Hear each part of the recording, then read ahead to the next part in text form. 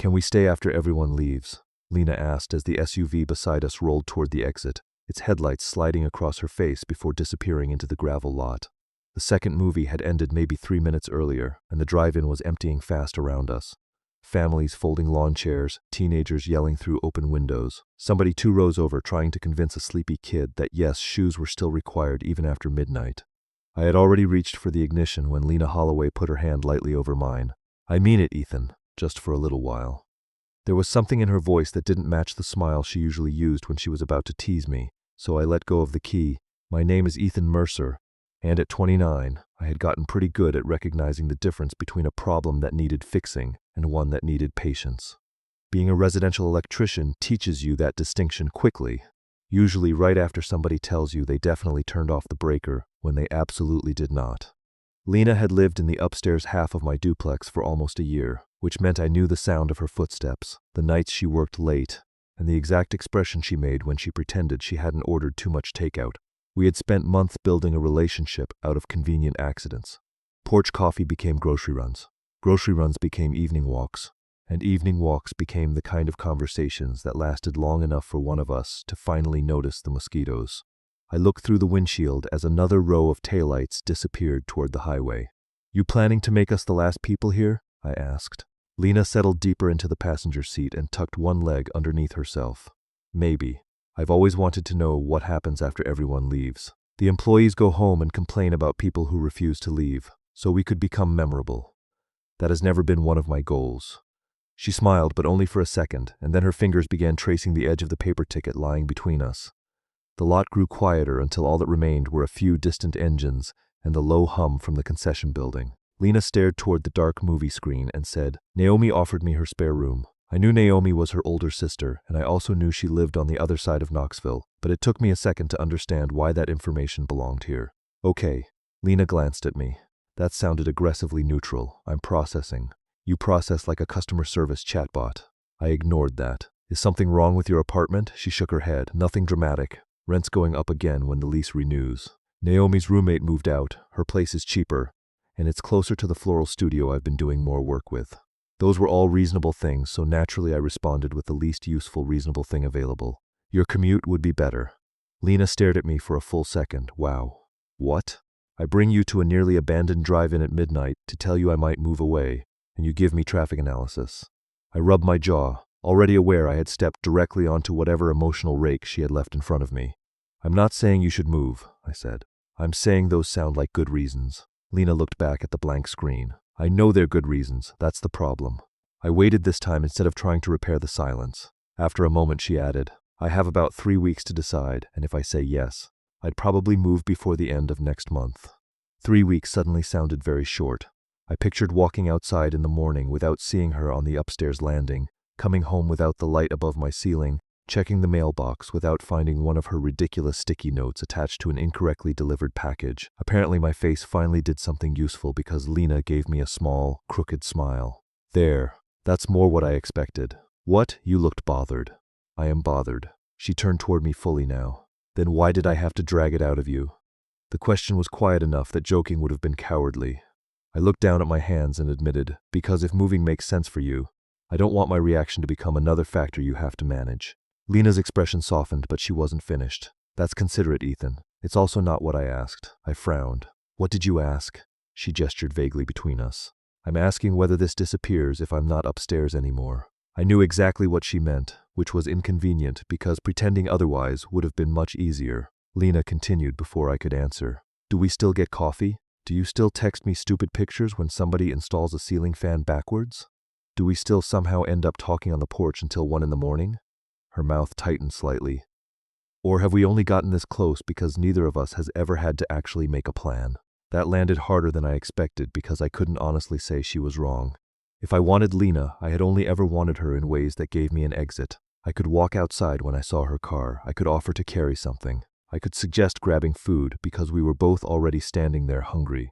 None of it required me to ask the more dangerous question, whether she wanted to spend time with me specifically. "I don't know," I said, and Lena looked away before I added, "But I don't like that I don't know." The last remaining car started near the back fence, headlights sweeping over us before it disappeared toward the road. Lena gave a humorless little laugh. So much for romance. I didn't say I wanted this to end. She looked at me again. Then what are you saying? I thought about it, then decided thinking had already done enough damage for one evening. 3 weeks, no accidental hanging out. Her eyebrows rose. Excuse me, if I want to see you, I ask. If you want to see me, you ask. No pretending we happen to be checking the mail at the same time. No borrowing things we don't actually need. No suddenly needing coffee because the other person is already outside. Lena's smile came back slowly. You're banning neighbor excuses? I'm proposing a controlled experiment. That is the least seductive sentence anyone has ever said at a drive-in. You still understood me. She studied me for another second, then held out her hand. Fine, 3 weeks. Intentional only. I took her hand, expecting a quick shake, but she kept her fingers around mine. And Ethan? Yeah, her thumb moved once against my knuckles. If you want to see me, don't wait until week 3. The next morning, I opened my kitchen blinds and saw Lena outside watering the potted herbs she kept beside the stairs. Normally, I would have grabbed my coffee, wandered out, and acted surprised to find her there, as if the duplex had arranged another coincidence for us. Instead, I stayed inside with my mug halfway to my mouth while Lena glanced toward my window, caught me watching, and smiled. She didn't wave me out. She didn't give me an excuse. She simply went back to watering the basil, leaving the first move exactly where we had agreed it belonged. I lasted 11 minutes before admitting the experiment was already annoying me. Lena finished watering her herbs, disappeared upstairs, and I stood in my kitchen staring at a mug of coffee like it had personally failed to create a social opportunity. Normally, I would have found some harmless reason to cross paths with her before work. That morning, every excuse sounded exactly like what it was. So instead of inventing a package that needed discussing or asking whether she wanted anything from the grocery store 12 hours in advance, I picked up my phone and typed, "Want to get breakfast Saturday?" Just breakfast. With me. I stared at the last 2 words, decided deleting them would defeat the entire point, and hit send. Her reply came before I could put the phone down. Look at you using complete intentions. Then another message appeared. Yes, pick me up at 9. No fake errands allowed. I laughed into my coffee, and something about the whole thing felt embarrassingly different from every spontaneous meal we had shared before. We had eaten breakfast together plenty of times. Once, after a storm knocked out power to half the block, we spent 2 hours in a diner arguing about whether pancakes counted as dessert. But those mornings had always emerged from circumstance. Saturday existed because I had asked Lena to spend part of her day with me, and she had chosen yes. She made sure I understood the distinction when I knocked on her door at 9. Lena opened it wearing jeans, white sneakers, and a loose yellow shirt, then looked past me toward the driveway. Anything broken, she asked. Not that I know of.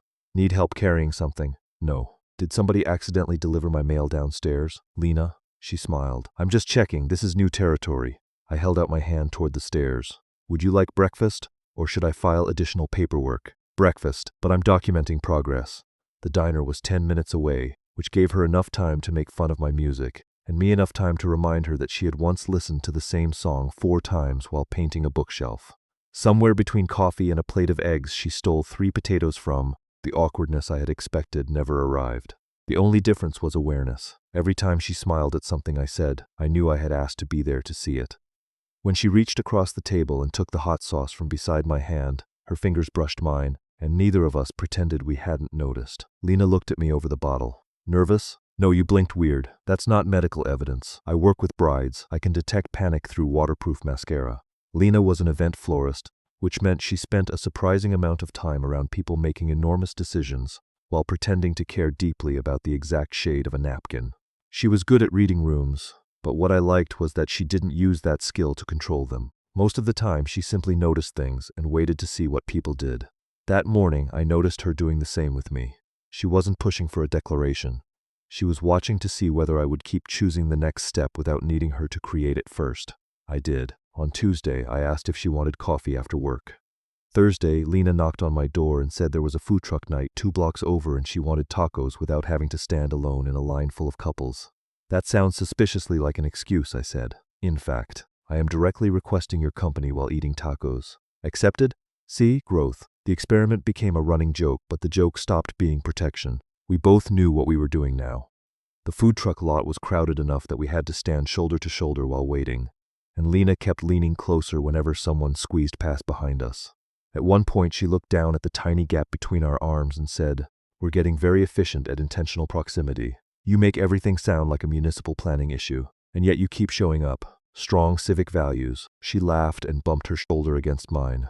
But later, when we walked home carrying paper trays of tacos, The teasing faded into an easy silence that felt different from the old version. There was no question anymore about whether I was with Lena because she happened to be nearby. I had made a decision at my own front door and continued making it with every block. A few nights later, we walked to a small neighborhood market that stayed open late during summer.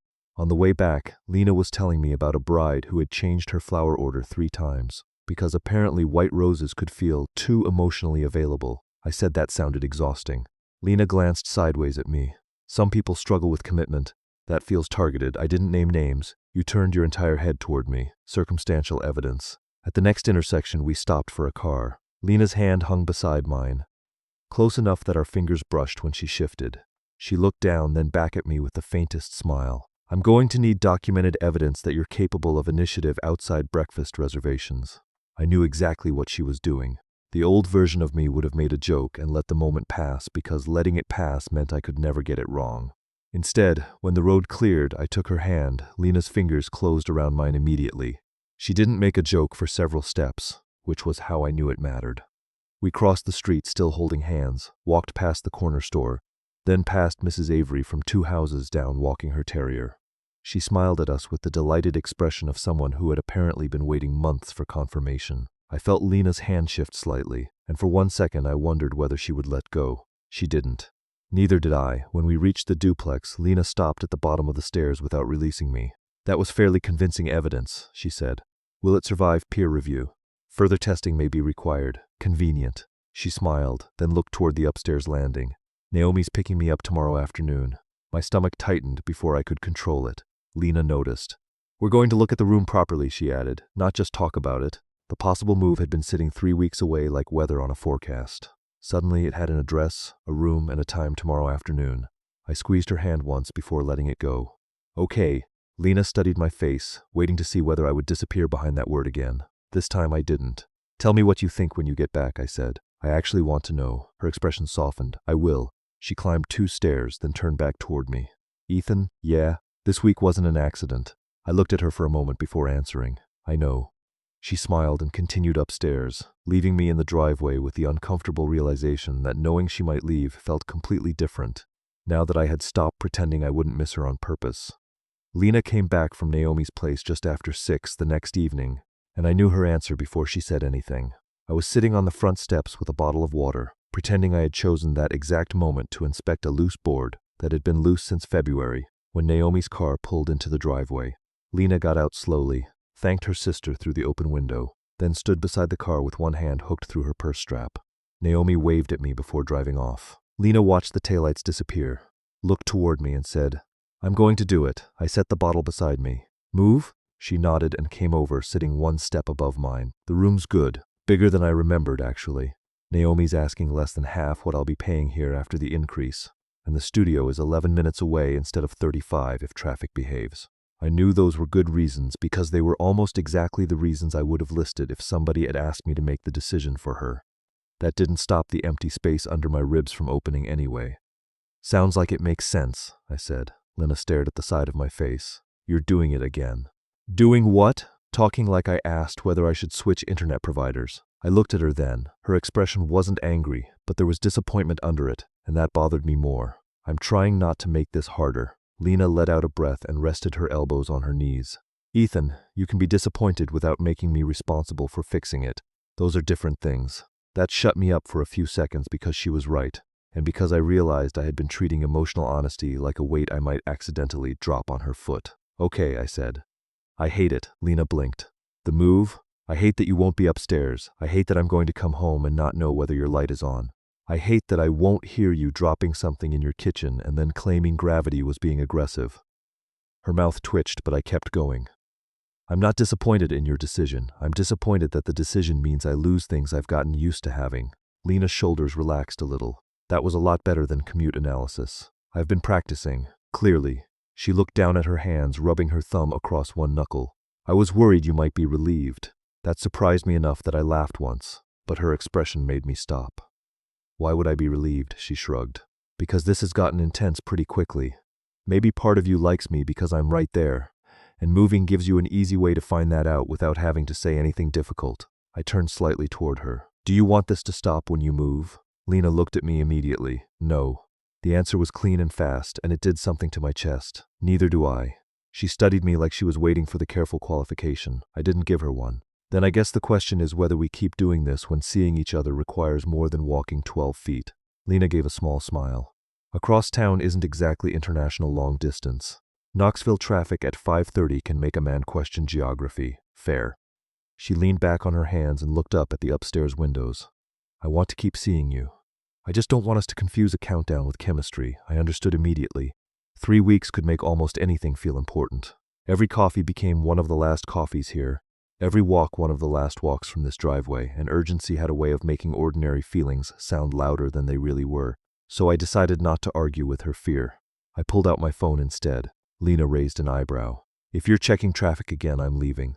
Saturday, September 12th. That is weirdly specific. There's a night market downtown, live music, food, local vendors. You mentioned wanting to go last year but had a wedding set up. She looked at me, then at the phone. That's almost a month after I move. Exactly. I put the phone away. Come with me. For once, Lena didn't tease me immediately. Her expression changed slowly, the tension around her mouth easing before her eyes warmed. You're making plans with future me. She seems interesting. You haven't met her. I hear she lives across town and has excellent taste in electricians. That got the laugh I wanted. She bumped her shoulder against mine. Fine. Future me says yes. Then she went quiet for a moment before adding, my turn. I waited. Naomi's neighborhood has this coffee place I love. Saturday morning, before I start packing seriously, come over there with me. You want me to inspect the area? She pointed at me. Don't ruin this. Sorry. I want you there because I want to show you where I'm going to live. Not because I need help deciding. I already decided. I nodded. Then yes, we sat there for another 20 minutes while the evening cooled around us, talking about everything except moving boxes. Lena told me the room had terrible curtains. I told her terrible curtains were survivable. She informed me that was exactly the kind of reckless claim a man with no aesthetic responsibilities would make. Nothing about the conversation felt like a goodbye, and that was what finally made the decision settle differently in my head. Lena was leaving the duplex, but she wasn't asking me to stand still while she did it. When she eventually stood, I got up with her. At the bottom of the stairs, she hesitated, then reached for my hand. I took it before she had to make the gesture bigger. I was scared telling you, she admitted. Because you thought I'd ask you to stay? No, because I thought you wouldn't care enough to want me to. I squeezed her fingers. I care enough to hate it and still think you should go. Lena smiled, softer than usual. That's annoyingly mature. Give me a minute, I can ruin it. She laughed and climbed the stairs, letting our hands separate only when she reached the second step. I watched her unlock the upstairs door and disappear inside, then looked at the dark window that would belong to somebody else soon. For the first time, the move itself didn't feel like the question anymore. We had both answered whether we intended to keep seeing each other. The harder question waiting underneath was what exactly we thought we were building when neither of us could keep calling it an experiment forever. By the following Thursday, Lena's apartment had stopped looking like a place she lived and started looking like evidence that she was leaving. Half the shelves were empty, framed prints leaned against cardboard boxes, and the yellow armchair she always claimed was too ugly to replace had already disappeared into Naomi's garage.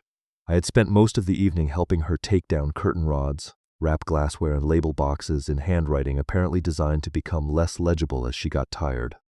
Every time the room became a little emptier, I found another practical thing to do: tighten a cabinet hinge, patch a nail hole, check the loose outlet by the kitchen counter even though I had fixed it 6 months ago. Lena caught me kneeling beside that outlet with a screwdriver and crossed her arms. What exactly are you doing? Preventive maintenance. On an outlet you replaced yourself, quality control. She looked around the half-empty kitchen, then back at me. Ethan, if you tighten one more screw in this apartment because you don't want to have a feeling, I'm confiscating your tools. I sat back on my heels. That seems legally questionable. So does whatever emotional support renovation this is. I laughed, but not enough to hide behind it. The apartment felt strange without her things in their normal places, and I had been avoiding looking directly at that fact for 2 hours. Fine, I said, setting the screwdriver down. I'm going to miss this. Lena leaned against the counter. The outlet, your apartment, you upstairs. The noise, the stupid notes on my packages. Knowing I can knock on the ceiling if you play music too loud. You've never knocked on the ceiling because your music isn't too loud. She smiled faintly. You once texted me that my vacuum cleaner sounded emotionally unstable. It did. The smile stayed, but her eyes didn't follow it. Lena glanced toward the boxes stacked near the living room wall. I'm doing the same thing, by the way. Fixing outlets, joking too much. She looked back at me. Every time this starts feeling like an actual goodbye to something, I make it funny because I don't know what else to do with it. I stood and leaned against the opposite counter, giving her space instead of immediately moving closer. "What are you afraid of?" I asked. Lena rubbed her palms against the sides of her jeans. "That this has been really good because there's an expiration date on it." I waited. "We've been asking each other out constantly, holding hands, making plans. You're actually saying what you want now, which is frankly unsettling. I apologize for my reckless communication. See that?" She pointed at me, but her expression stayed serious. "What if we move me Saturday, and then real life starts again? What if this whole thing felt bigger because we both knew the clock was running?" That was the question underneath everything, and hearing her say it aloud made me realize I had been carrying my own version of it. I walked over to the stack of boxes, turned one that said kitchen may bathroom so the label faced us, and sat on the arm of the couch that was still waiting for Naomi's truck. "Then we find out," I said. Lena frowned slightly. "That's it?"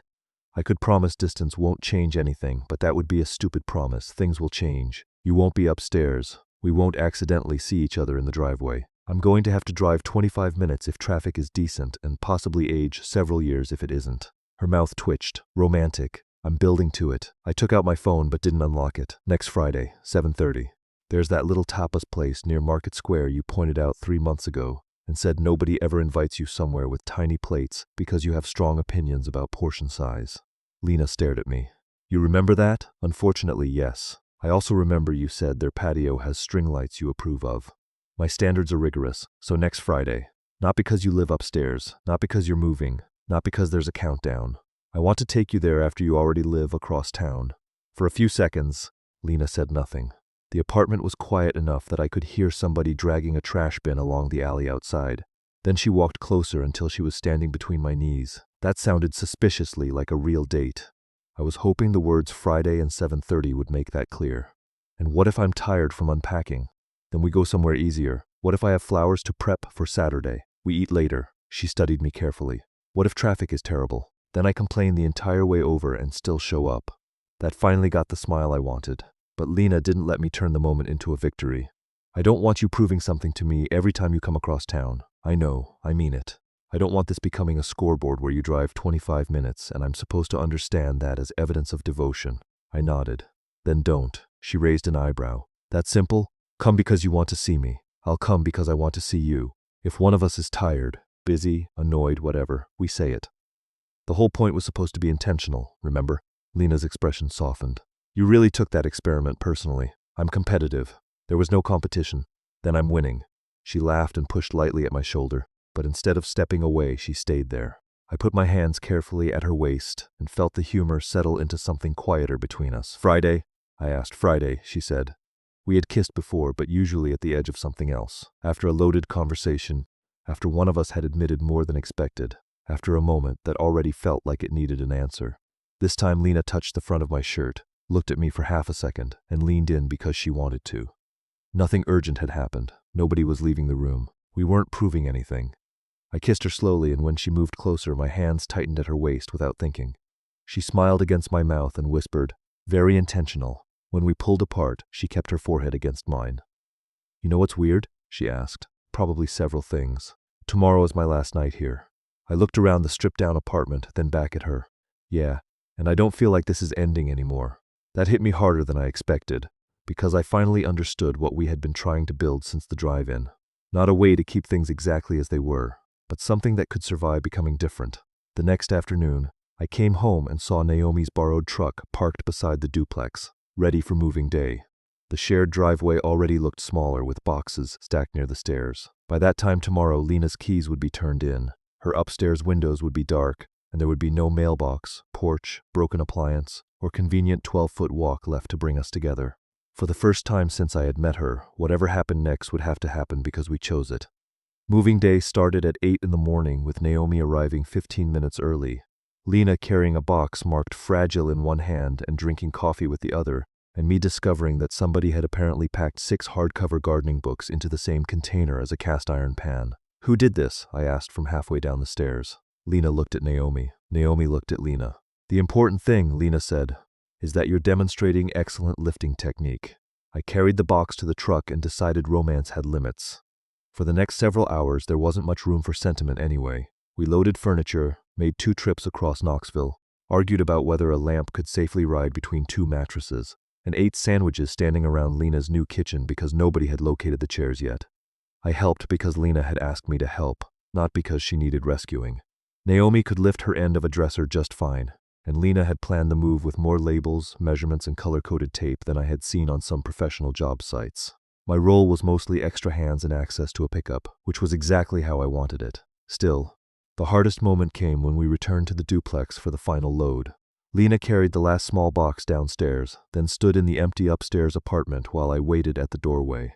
Without her plants, ridiculous throw pillows, or crooked stack of magazines beside the couch, the place looked smaller than I remembered. She walked through the rooms once, checking cabinets and windows, then held up her keys. "That's it." I nodded, but I couldn't make myself say anything useful. Lena looked around the living room and smiled faintly. "I thought I'd be sadder. I'm sad enough for both of us." She glanced at me.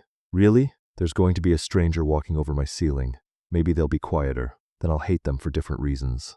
She laughed, came over, and slipped her hand into mine. We stood there for another few seconds, not trying to turn the empty apartment into a ceremony. Then Lena locked the door, and we carried the last box downstairs together.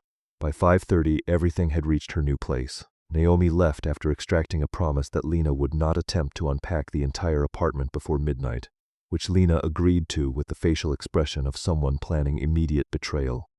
I carried the final empty plastic bin into the living room and found Lena sitting on the floor beside the couch, surrounded by boxes. Her hair had mostly escaped its ponytail. There was a streak of dust on one cheek, and she looked exhausted enough to sleep against a microwave. "You know you can go home," she said. "You've been moving my life around since breakfast." I set the bin down. "Are you asking me to leave?" Lena looked up at me. "No, I'm giving you permission." Dangerous mistake. I sat beside her against the couch also. "Friday at 7:30 is still happening." She smiled. "I know, and the night market next month. Future me remains committed. Good. In that case, I'm staying long enough to order dinner because I'm starving, and you currently own 3 visible forks but no accessible plates." She looked around at the boxes, then back at me. "You're really not going to make a speech about driving across town, are you?" "Absolutely not. I'm going to complain about delivery fees like an adult." She laughed and leaned her head against my shoulder. For several minutes, we sat there choosing between Thai and pizza while the late sunlight came through unfamiliar windows. That was when it finally hit me that nothing around us belonged to our old routine. No shared stairs, no porch, no excuse to check the same mailbox. If I walked out that door, I would have to decide when to come back, and Lena would have to decide when to invite me. Strangely, that didn't make what we had feel weaker. It made it clearer. After we ordered food, Lena stayed quiet longer than usual. Then she said, "Naomi called you my neighbor twice today. Technically accurate until about 3 hours ago. Former neighbor sounds worse. Sounds like I moved away after a dispute over property lines." She smiled but then turned toward me. "I don't want to call you that." Something in her voice made me stop joking.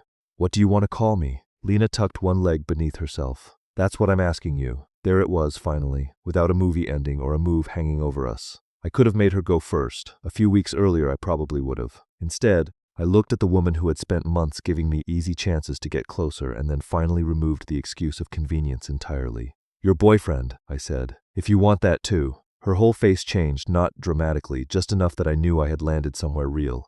"I do," I smiled. "Good. That's all you've got?" I had a longer version, but apparently speeches are banned in this apartment. She laughed, grabbed the front of my shirt, and kissed me before I could improve the joke. I kissed her back with one hand at her waist, and when she moved closer, the box behind my shoulder tipped sideways with a dull thump. Lena pulled back just enough to look past me. "Kitchen towels," she said. "They'll survive." Then she kissed me again. Over the next few weeks, the practical part turned out to be almost boring, which I eventually understood was a good sign. Sometimes I drove across town after work. Sometimes Lena came back to my neighborhood and laughed at how strange it felt to park in the driveway as a visitor. We canceled plans once because she had a wedding installation that ran late, and another time because I got stuck on an emergency call. Nobody treated either one like evidence that the relationship was failing. We simply made another plan. Eventually, Wednesday nights became ours unless life interfered, and the fact that we had to choose them made them feel more valuable than all those accidental porch conversations ever had. A month later, we went to the night market I had put on the calendar before Lena moved. While we were standing in line for food, she bumped her shoulder against mine and said, "You realize our experiment is technically over." "I know. Results?" I took her hand. "Turns out I like you even when you're inconveniently located." She narrowed her eyes. "Romantic. You knew what you were signing up for." She smiled and threaded her fingers through mine anyway. I used to think the important part of that drive-in night was Lena asking me to stay after everyone else left. Looking back, the real question was what we would do after convenience left too. We didn't keep the old version of our relationship alive. We built one that actually required us to choose it, which turned out to be better. Looking back, the drive-in was not really the beginning of Ethan and Lena's connection. They had already spent months drinking coffee, running errands, walking around the neighborhood, and finding convenient reasons to stay in each other's orbit. What changed that night was Lena finally introduced a future in which the convenience disappeared. Her sister Naomi had offered her a cheaper room closer to work, and the move made practical sense. But Lena was less worried about the apartment than she was about what would happen to the relationship once she no longer lived 12 feet away. Ethan's first instinct was to be reasonable about the commute and the rent, which only exposed the problem. He cared, but he had become so focused on not influencing Lena's decision that he was hiding the very reaction she needed to understand. Once she asked whether their coffee, texts, and late porch conversations would survive the move, he had to admit that neither of them really knew. That led to the 3-week experiment. No accidental hangouts, no fake errands, no using the duplex as an excuse. If they wanted to see each other, they had to ask. That simple rule changed everything because it separated attraction from proximity. Ethan asked Lena to breakfast, she invited him for tacos. They made plans deliberately, and the connection continued even when each meeting required an actual choice. Holding hands in public made the shift more visible, but the more important moment came when Lena decided to move and Ethan finally told her honestly that he hated losing the everyday parts of having her upstairs. He did not ask her to stay. He let disappointment exist without making it her responsibility to solve. They also refused to let the countdown create a false sense of certainty. Lena worried that the move itself was making everything feel more intense, so Ethan started making plans that existed after she would be gone. A night market a month later, coffee in Naomi's neighborhood, a real date after the move. Those plans gave the relationship a future that did not depend on shared stairs or an expiring lease. Moving day finally removed every old convenience. Lena handed over the keys, settled into a new apartment across Knoxville, and the relationship had to stand without the porch, mailbox, or upstairs footsteps that had created so many easy openings. That was when they finally named it. Ethan asked to be her boyfriend. Lena said yes, and the weeks afterward proved that ordinary life did not weaken what they had built. They canceled plans when work interfered, made new ones, chose Wednesday nights, and kept showing up. The experiment ended, but the habit of choosing each other stayed. What gives this one its emotional weight is that the move was not the obstacle. It was the test that exposed what the old setup had been hiding. Ethan and Lena had real chemistry long before the drive-in, but convenience had allowed both of them to avoid vulnerability. As long as they lived in the same duplex, every coffee or late conversation could be explained as something that simply happened. Lena's possible move removed that cover and forced them to answer whether they actually wanted each other enough to make plans. The strongest part, though, is how they handled disappointment. Ethan initially believed that being supportive meant suppressing his feelings so Lena would not feel pressured. Lena gave him a more mature distinction. He could hate the outcome without asking her to reverse it. That matters because honesty and manipulation are not the same thing. Saying, "I will miss you," can be truthful without becoming, "therefore you owe me a different decision." Their relationship also became more convincing after the move, not before it. The 25-minute drive, canceled plans, work conflicts, and ordinary scheduling were not romantic obstacles to overcome. They were the conditions that proved the relationship no longer depended on accidental proximity. By the end, the fact that they had to choose Wednesday nights was exactly why those nights meant more. If stories like this work for you, where the real payoff comes after the easy setup disappears, leave a like and subscribe. Then I want your answer to one specific question. If someone you cared about moved from 12 feet away to across town, would you make the extra effort immediately, or would you wait to see whether missing them was enough? Put your answer in the comments, because that choice says a lot about what the connection actually means.